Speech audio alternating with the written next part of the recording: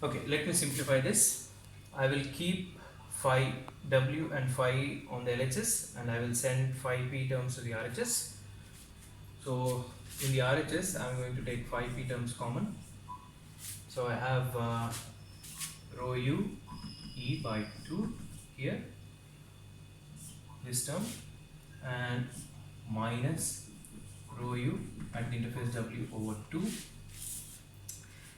If I send this to the RHS, it becomes plus gamma e over delta xpe, and this one also becomes plus gamma e over delta xp. Okay. Next, phi coefficients of phi e.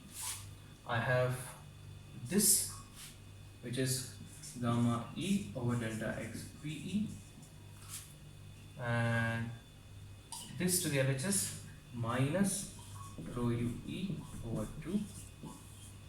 Okay, that's it. Plus phi w times minus of minus plus gamma w over delta x pw.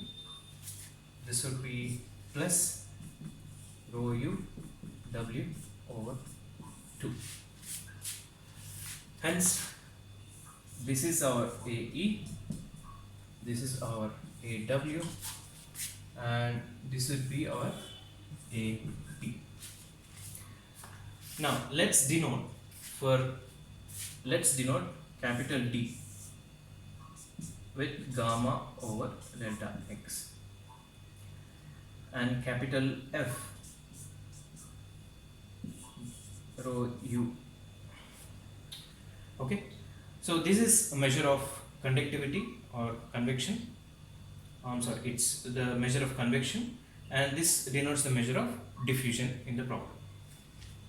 So if I write these in terms of D and F and with some subscripts, what do I get?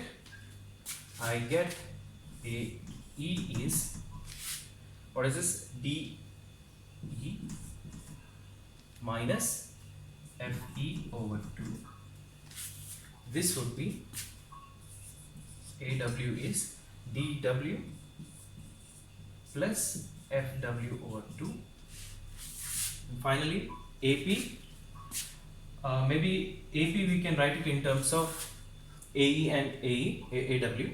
That is, if I add these both, I'm going to get this term plus this term, but I'm going to get minus FE and plus FW.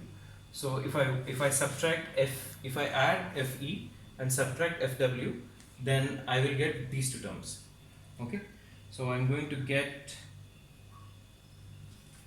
AW plus AE plus FE minus FW. Okay, maybe if you remember in the diffusion case, we simply did not have these F terms. Apart from that, everything else was the same. So we have our discretized equation.